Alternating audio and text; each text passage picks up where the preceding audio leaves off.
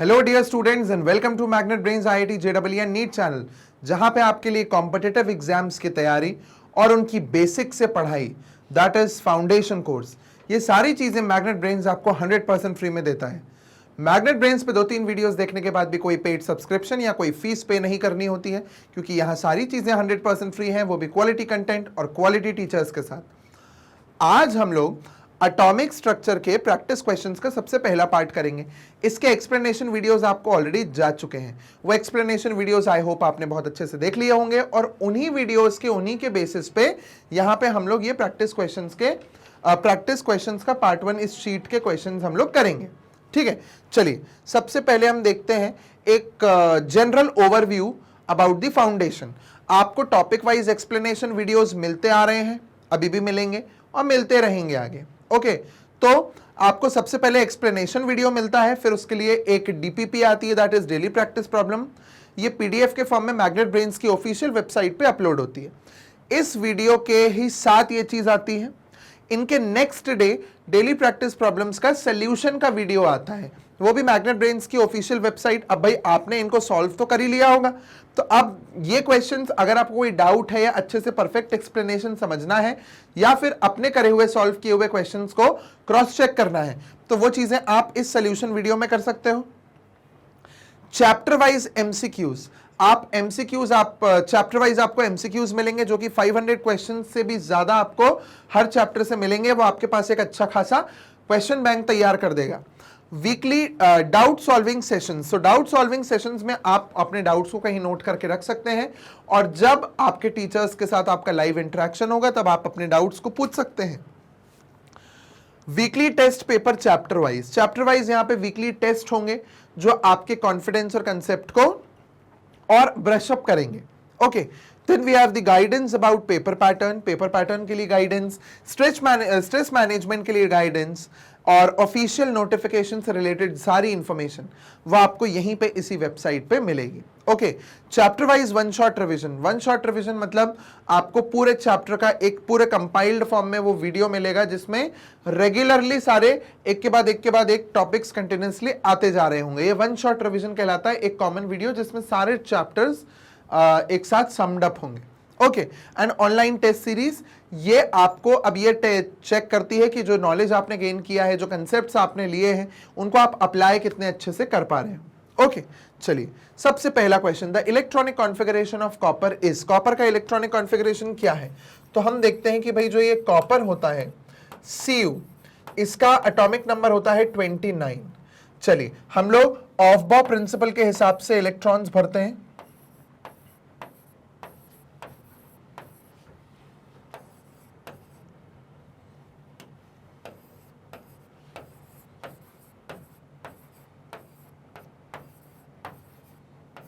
ये है कॉपर का इलेक्ट्रॉनिक कॉन्फ़िगरेशन। आई होप 29 हो गए हैं। 2 और 2 4 और 6 10, 10 और 16 17 18, 18 और 10 28 और 1 29, 29 इलेक्ट्रॉन हो गए। होना इसको कैसे चाहिए था? इसको होना चाहिए था 4s2 3d9, बट यहां खास बात क्या आती है कि जो हमारा कॉपर होता है उसका एक इलेक्ट्रॉन s में से निकल के 3d में जाता है। निकल के क्या, वो जाता ही सीधा 3d में है। क्यों? क्योंकि हमने पढ़ा हुआ है ये चीज कि फुली फिल्ड और हाफ फिल्ड जो ऑर्बिटल्स होते हैं वो एक्सेसिवली स्टेबल होते हैं, उनमें एक्स्ट्रा स्टेबिलिटी होती है। तो इसको फुली फिल्ड बनाने के लिए 3d10 बनाने के लिए, क्योंकि d में मैक्सिमम 10 इलेक्ट्रॉन्स आ सकते हैं, तो इसको फुली फिल्ड बनाने के लिए एक इलेक्ट्रॉन s में कम और d में ज्यादा होता है। ओके, ऑर्डर के हिसाब से 4s2 3d9 होना था, मगर ये एक्सेप्शन है, ये 4s1 3d10 होता है। ठीक है, सो ये कॉपर का इलेक्ट्रॉनिक कॉन्फ़िगरेशन है, आप इसको लिख सकते हो। ओके, आप एक चीज और कर सकते हो, 6 7 8 9 10 16 17 18, इसको आप ऐसे भी लिख सकते हो, आर्गन ब्रैकेट डाला, क्योंकि आर्गन इतने जो इलेक्ट्रॉन, ये देखिए ये जो है ना, ये आर्गन का इलेक्ट्रॉनिक कॉन्फ़िगरेशन है 18 इलेक्ट्रॉन्स वाला। आप ये लिख के 4s1 3d10 आप ऐसा भी लिख सकते हो, ये भी एक तरीका है दिखाने का। ठीक है, या तो ऐसे दिखा सकते हो या ऐसे दिखा सकते हो। क्लियर?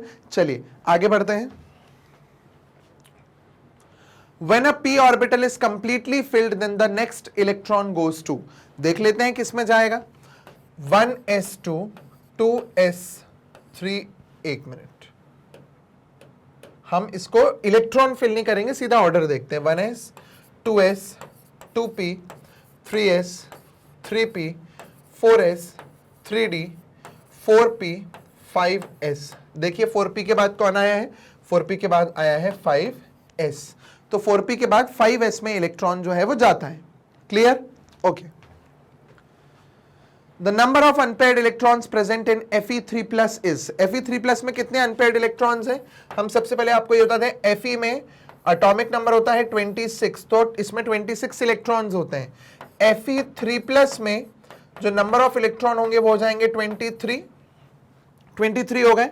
चलिए अब 23 के लिए हम लोग ऑफ प्रिंसिपल के हिसाब से फिलिंग ऑफ इलेक्ट्रॉन लिखते हैं। 1s2 2s2 2p6 3s2 3p6, फिर देखते हैं 4s2। ये होना चाहिए 23 के लिए 6 7 8 9 10, ये हो गए 10, ये हो गए 18 19 20 और 3d 3। ओके 4s ये हमारा यही हो गया ना, 1s 2s 2p 3s 3p 4s 3d, है ना? बिल्कुल सही है।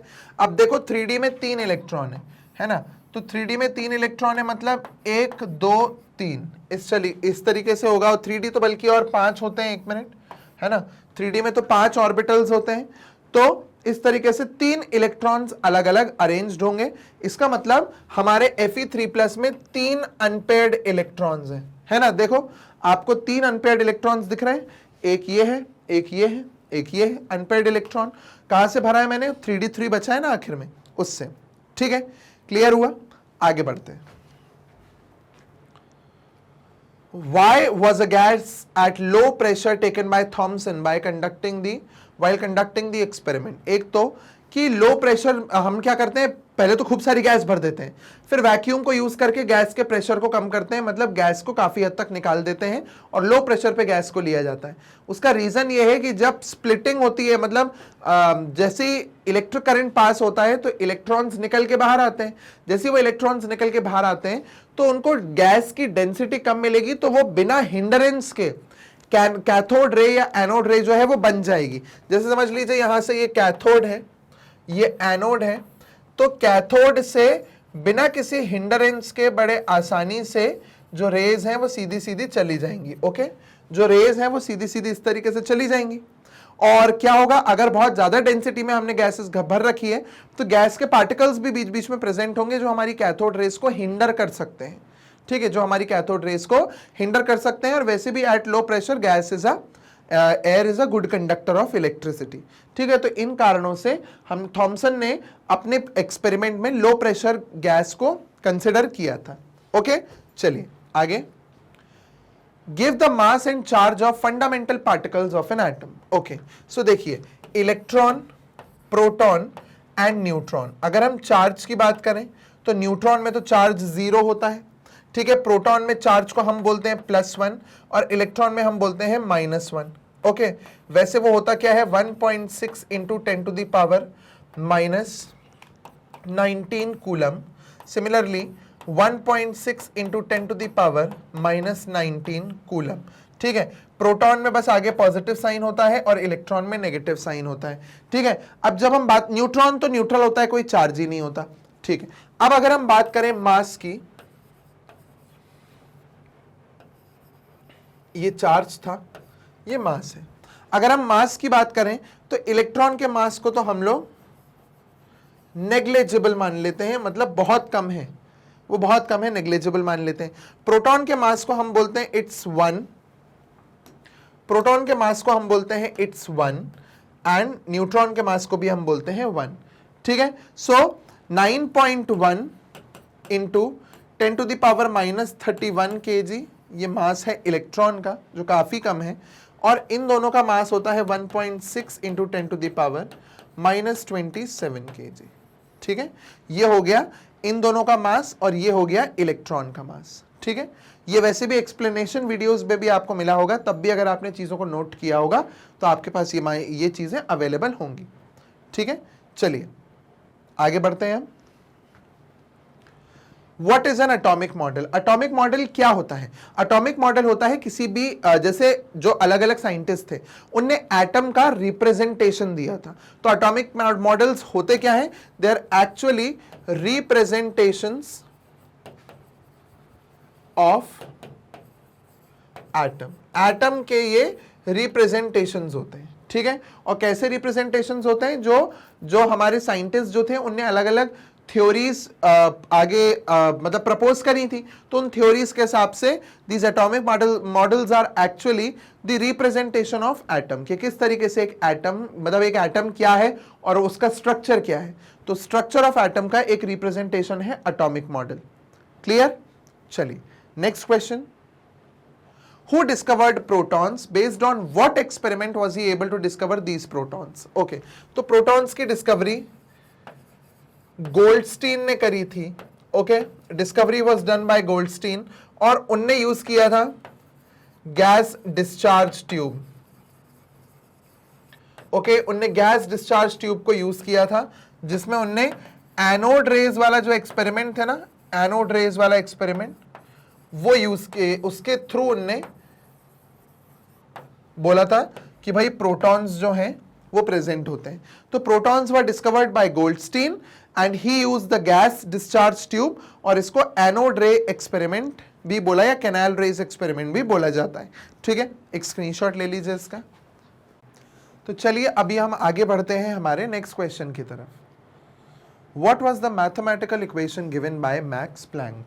मैक्स प्लैंक ने फोटॉन्स की एनर्जी निकालने की एक इक्वेशन दी थी, which was E is equals to hc by lambda, जो कि क्या था? ये एनर्जी निकालने की इक्वेशन है जिसमें h है प्लैंक्स कांस्टेंट, c है लाइट की स्पीड, और लैम्डा जो है that is the wavelength. Okay, so wavelength, Planck's constant, हम इसको मार्क भी कर देते हैं यहाँ पे, wavelength,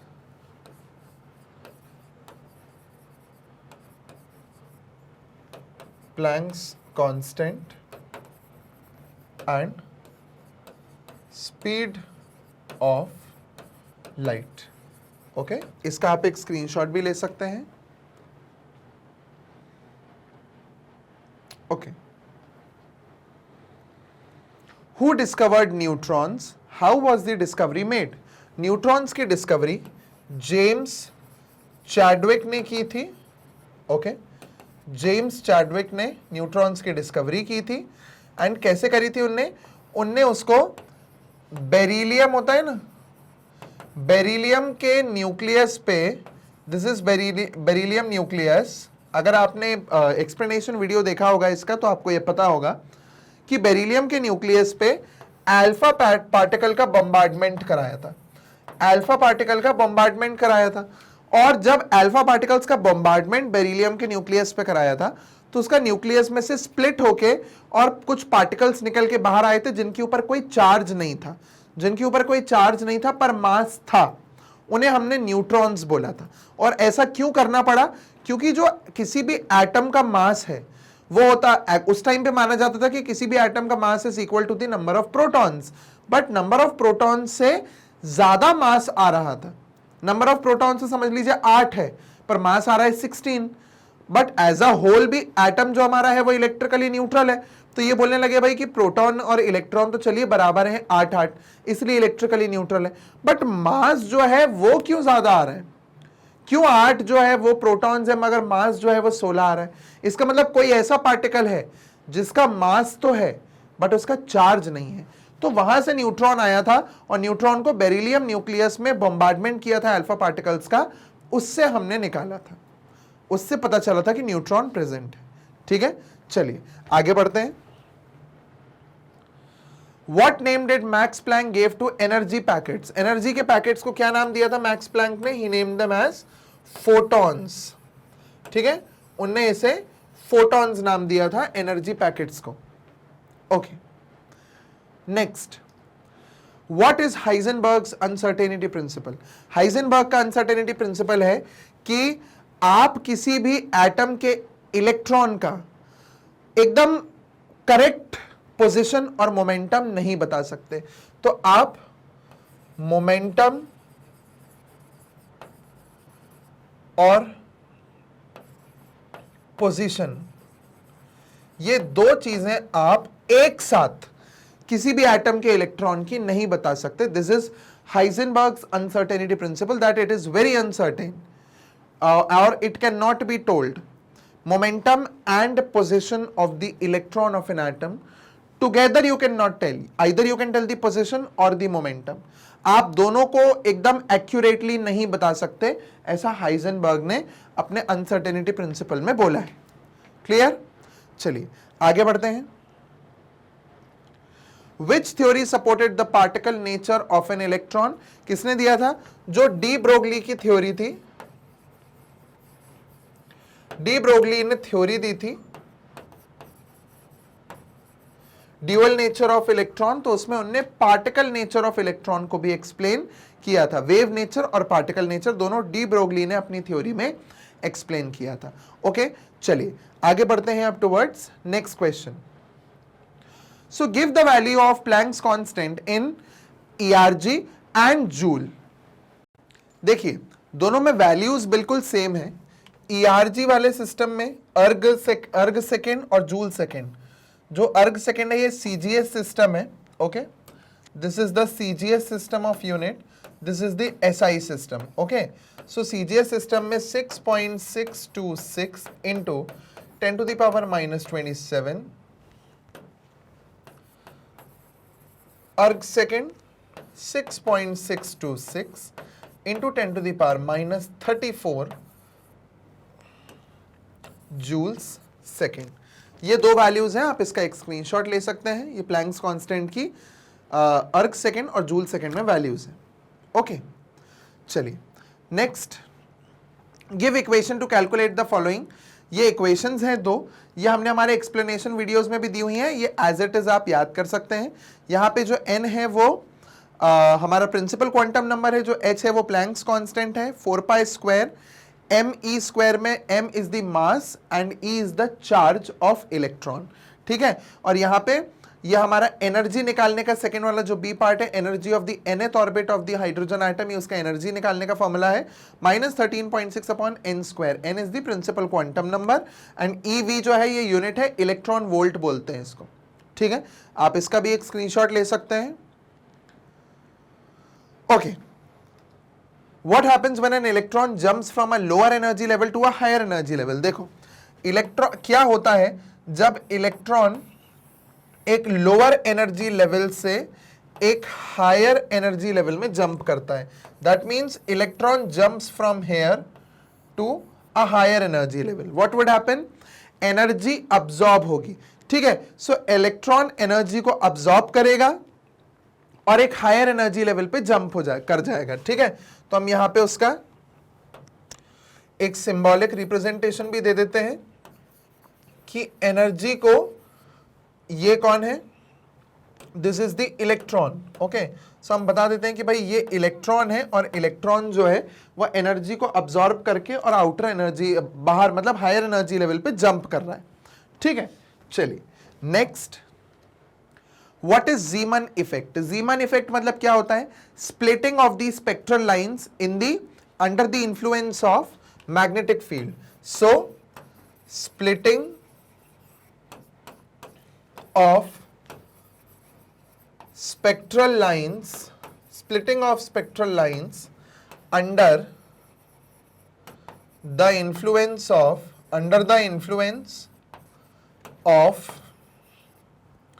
magnetic field. Spectral lines की जो स्प्लिटिंग होती है वो अगर मैग्नेटिक फील्ड के इन्फ्लुएंस में होती है तो उसे जीमन इफेक्ट बोलते हैं. Okay, next. What is Stark effect? अब वही सेम चीज, splitting of spectral lines under the influence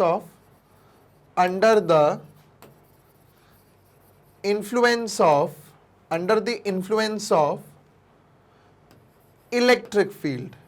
ये इलेक्ट्रिक फील्ड के इन्फ्लुएंस में अगर स्प्लिटिंग होती है तो उसे स्टार्क इफेक्ट बोलते हैं. तो splitting of spectral lines under the influence of electric field is known as Stark effect. Okay, चलिए next. What is an alpha particle? Alpha particle क्या होता है? Alpha particle is doubly charged helium ion. Okay, ऐसा helium का ion जिसके ऊपर 2 positive charge हो, उसे हम लोग बोलते हैं अल्फा पार्टिकल। वैसे अगर हम बात करें तो नॉर्मल हीलियम में 2 इलेक्ट्रॉन, 2 प्रोटॉन और 2 न्यूट्रॉन होते हैं। 2 न्यूट्रॉन मतलब जिसके ऊपर कोई भी चार्ज नहीं है। 2 पार्टिकल्स, 2 प्रोटॉन है, 2 इलेक्ट्रॉन है। जब आप ये 2 इलेक्ट्रॉन्स को रिमूव कर देते हो हीलियम के एटम से, तो वो बन जाता है हीलियम आयन जिसके ऊपर 2 पॉजिटिव चार्ज है, मतलब उसके 2 प्रोटॉन्स बचे हुए हैं और 2 न्यूट्रॉन्स बचे हैं। इसका मतलब इस पे चार्ज है 2+ और इसका मास है 4u। 4 मास है इसका, 4u। क्यों? 2 प्रोटॉन की तरफ से, 2 न्यूट्रॉन की तरफ से, बाकी इसके ऊपर चार्ज है 2+। This is alpha particle. Screenshot ले लीजिए इसका एक। चलिए आगे बढ़ते हैं अब नेक्स्ट क्वेश्चन की तरफ। What is a continuous spectrum? देखिए, कंटिन्यूअस स्पेक्ट्रम का मतलब है through out it's wavelength range, एक ऐसा स्पेक्ट्रम जिसकी पूरी वेवलेंथ रेंज में कहीं भी कोई ब्रेक या कहीं भी कोई गैप ना हो। ओके, सो हम बोलेंगे a spectrum which has no breaks or gaps in its entire wavelength range। Entire wavelength range में कहीं भी कोई ब्रेक या कोई गैप ना हो तो उस स्पेक्ट्रम को हम कंटिन्यूअस स्पेक्ट्रम बोलते हैं। ठीक। Why are light rays known as electromagnetic waves? Light rays को इलेक्ट्रोमैग्नेटिक वेव्स क्यों बोलते हैं? उसका रीजन ये है कि लाइट जो है that is basically charged particles का एक्सेलरेशन। ठीक है, क्या है चार्ज्ड पार्टिकल्स का एक्सेलरेशन?